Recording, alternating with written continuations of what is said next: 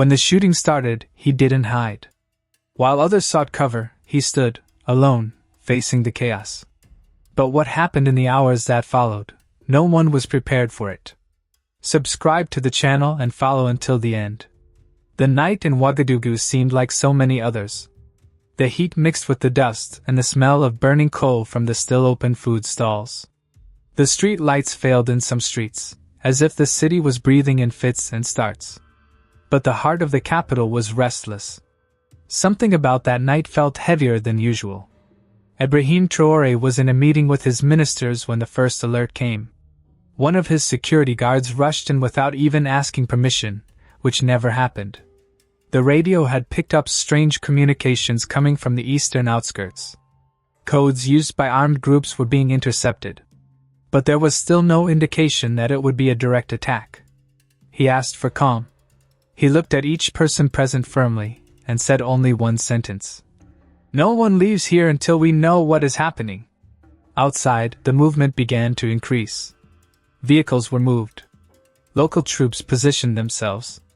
But everyone knew an attack on the capital was not common. It was too bold. Half an hour later, the silence was broken. The first shot did not come alone. Within seconds, bursts of gunfire echoed around the government headquarters. It was not a protest. It was not intimidation. It was a direct attack. Controlled explosions hit two strategic points, a radio station and a military communications center. The intention was clear, to blind the leadership. Traoré remained calm. He asked for updated reports every 5 minutes. He didn't raise his voice. He didn't express fear. He just stared at the map of the city projected on the wall. The room went dark for a few seconds when the power failed, but it came back on with the generator. It was at that moment that he realized, this was no ordinary group. This was a coordinated operation. The next few minutes were decisive. Intelligence confirmed that the attackers were coming from the north, crossing rural areas and using routes known to insurgents. But there was something strange. The type of weaponry used was too modern. It was not common in local cells. It was high-precision tactical equipment. And that changed everything. The attack wasn't just against the city.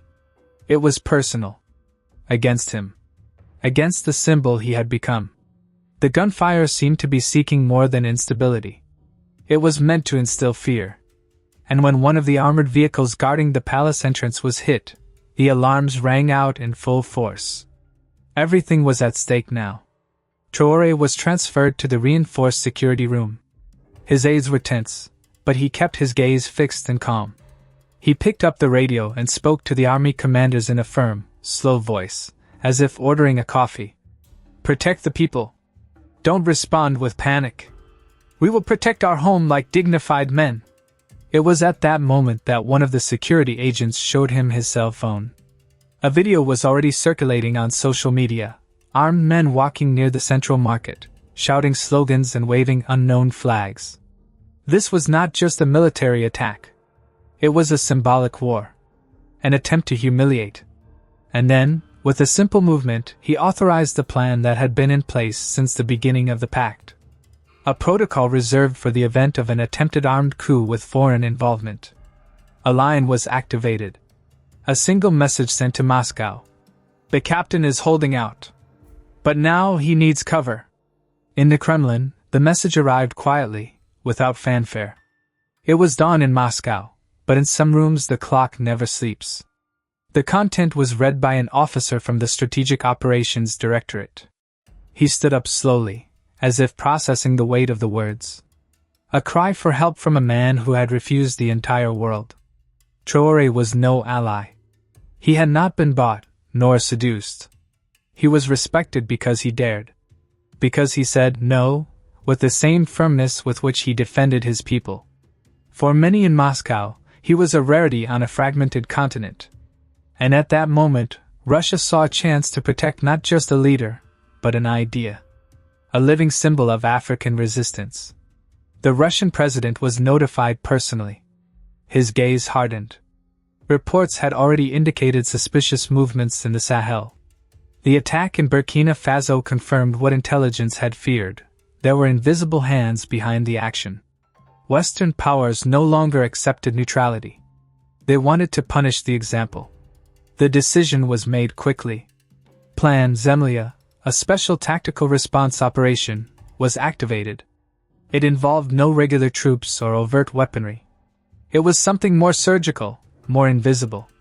An elite unit with an impeccable track record of operating in hostile zones. 50 men. Trained not to attack, but to protect. To ensure that the symbol would not fall. At an air base outside Moscow, commanders opened the red protocol vaults. Every name on the list was reviewed. No hesitants, no newbies. Just men with nerves and a sense of mission. Men who don't ask why, just say. Understood. They knew they were going to a land where the ground burns and loyalty is everything. The orders were clear. No flags. No public announcements. They would be shadows. Invisible to the world, but unbreakable at the captain's side. The mission was twofold: to prevent the fall of Ouagadougou and to protect the physical integrity of IBRAHIM Traore. It was not about war. It was about honor. And, perhaps, about history. The troop transport plane took off before sunrise. No visible identification. Only internal codes and encrypted signal. The flight crossed the Mediterranean in silence. In the cargo hold, the crew commander, codenamed Baranov, was reviewing the map of the Burkinabe capital with sharp eyes. He didn't see streets. He saw risks. And possibilities. During the flight, each soldier checked his personal equipment. There was no conversation. Just absolute concentration. They knew they were going to protect a man who had refused billions. Who had said no to both the West and the East. And who, because of that, now walked between fire and betrayal. That, for them, was reason enough to fight. Hours later, the plane landed discreetly on a secondary airstrip outside Ouagadougou. There was no official reception. Just a convoy of civilian vehicles prepared by the president's security office. The Russians descended without ceremony. No greeting. Just a steady gaze and absolute focus. Time was running out, and Ouagadougou was bleeding. As the 50 men set off towards the capital, the sky was beginning to change color. The African heat mixed with the tension that grew with every kilometer. But there was a certainty in Baranov's eyes. He wasn't going to protect a government. I was going to protect a conviction. And in that moment I knew the world was about to witness something it would never forget. The Russians' entry went unnoticed. No sirens, no announcements. But within 2 hours, the city's defenses began to shift. Blind spots were covered. Previously vulnerable sectors were now under silent control. Baranov and his men did not ask for instructions. They acted. And they acted with the precision of those who had done this dozens of times before. Traore was informed by radio. There was no formal escort, no diplomatic protocol. Just the phrase, "They have arrived." He did not smile. He simply nodded, as if he knew that the next stage had begun. At that moment, the president left the reinforced room and walked to the tactical command center. He was determined to face the crisis together with the people. While the armed groups still held positions in 3 strategic neighborhoods, local intelligence, now reinforced, began to triangulate their exact locations. Within an hour, updated maps were in the hands of Russian operatives. They didn't need tanks. They needed vision. And the vision came from the civilians themselves, who began sending videos and alternative routes. In the worst affected neighborhoods, residents began to discreetly leave their homes. Some wore white scarves, others just their eyes, betraying their fear. But there was something new in the atmosphere: confidence. The invisible presence of the Allied foreign force was beginning to change the mood of a city that, until then, had been surrounded by terror. Baranov divided the 50 men into 5 mobile groups, each with a translator and a Burkinabe officer for support.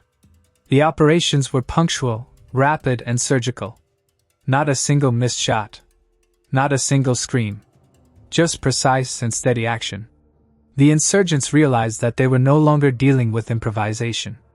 They were dealing with professionals. The first direct confrontation occurred near the central radio station.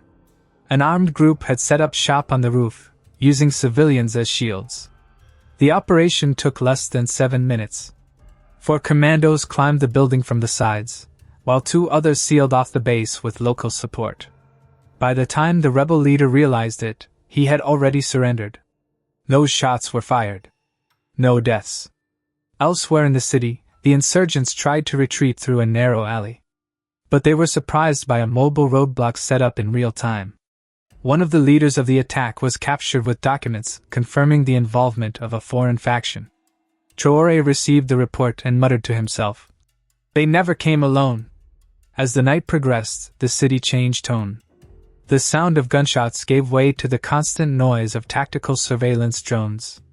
Unmanned helicopters flew over sensitive areas. Not to attack, but to monitor. Intelligence now controlled the scene. And the enemy felt the siege closing in, meter by meter. In the center of Ouagadougou, Traore did something unexpected. He went to the palace balcony, without a vest, without a speech. He just stood there for a few minutes, silent. Some citizens saw him. Others filmed. That image spread across social media like wildfire. The captain was standing. And that, in itself, was already a moral victory. By the time dawn broke, the attacks had ceased.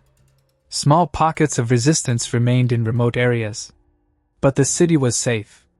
And the world, even without knowing all the details, was beginning to understand. Someone had tried to overthrow a leader, and failed.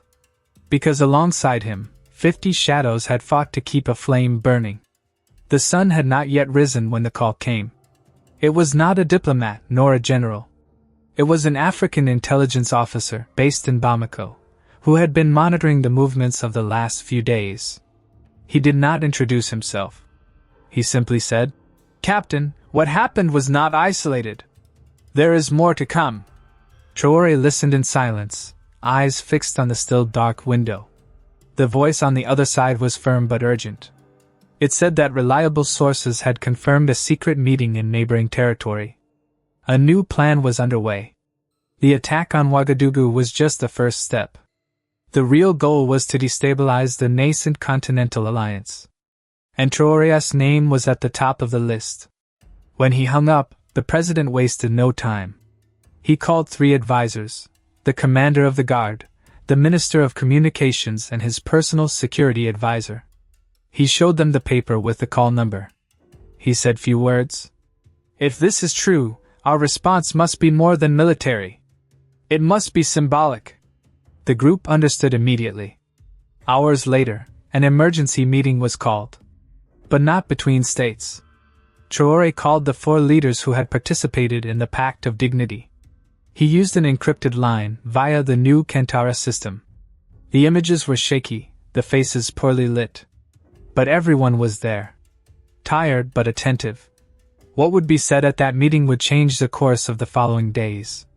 Traore began with a simple sentence. "They tried to tear me down to divide us. But I'm still here. And if that means we're ready for the next step, then let it start now." The others listened in silence. It wasn't an appeal. It was a calling. An invitation to courage that is only accepted when fear has been overcome. Mali's leader, Assimi Goïta, was the first to respond. He said his intelligence had also detected unusual movements. That there were signs of foreign funding circulating among radical groups. Niger's Tiani confirmed that he had detected suspicious transmissions on his eastern border. Guinea's Mamadi looked at the screen and said, "They are trying to surround us. But we have the map now." Traore then proposed what many considered unthinkable, a coordinated action of symbolic military presence between the capitals of the Pact's member countries. A demonstration of unity, not with tanks, but with men. Each capital would receive representatives from the other armies. Small groups. But together, as one body. The idea was simple but powerful. To show that the security of one person was now everyone's responsibility. That if they attacked Ouagadougou, they would also be attacking Bamako, Niamey and Conakry. The response would be proportional. But collective. No capital would be alone anymore. And above all, it would be a message to the people. "You have not been forgotten." The reaction was immediate. Everyone accepted. Not out of pressure, but out of conviction.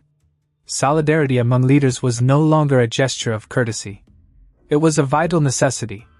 In less than 24 hours, the first detachments were on their way. Small, discreet, but highly trained. Unity was beginning to take shape in the real field, not just on paper. When he hung up the video conference, Traore looked at the map. It was scrawled with handwritten notes, arrows, dates, and names. And next to it was a notebook with a single handwritten sentence. If they attack us for being free, then we will be free together, or not at all. He closed the notebook and told the minister. Now they are no longer facing a man. They are facing an idea. The following days were filled with tense silence. No official statements were made.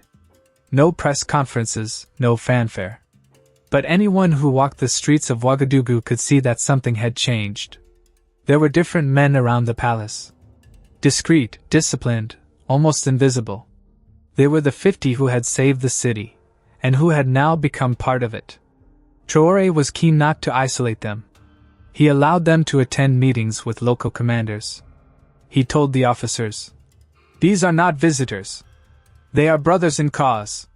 Behind the scenes, translators shared stories of quiet solidarity. One Russian soldier donated his own vest to a young Burkinabe. Another spent hours helping to reorganize a makeshift medical post. But with protection came a cost. Sanctions began to tighten. Digital platforms suspended government accounts. Foreign banks froze transfers. Western companies halted construction and withdrew consultants. The economy began to feel the blow. And the domestic opposition, which until then had remained silent out of shame, began to speak out again, this time with anger. In a parliamentary session, a deputy shouted at the president. He said he was sacrificing food for glory. The cameras filmed it, the newspapers reproduced it. But Traore did not respond with insults. He waited for the right time. And when he spoke, it was only to say, "Glory passes. Dignity does not. Whoever wants bread without freedom should ask those who colonized us." The words echoed. Not as slogans, but as a dagger. Because the people, despite the growing hunger, still remembered the humiliation. The forced treaties, the exploited mines, the presidents deposed with international applause. And now, even in the midst of the sacrifice, they began to understand, this was no ordinary crisis.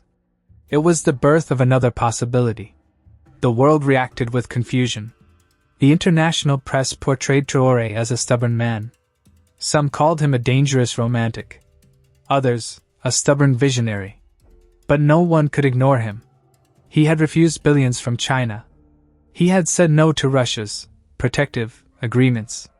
And now, with sanctions weighing heavily, he was standing firm, walking the streets, listening to the people. On one of these walks, he was approached by an elderly woman selling roasted corn in front of the school where her grandchildren studied. She didn't ask for anything. She simply held his hand and said, "Don't stop, my son. I've knelt too much in my life.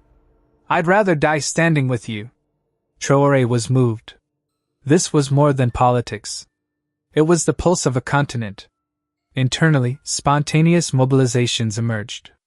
Young people created community radio stations to circumvent external censorship. Farmers began exchanging food among themselves in local markets without intermediaries.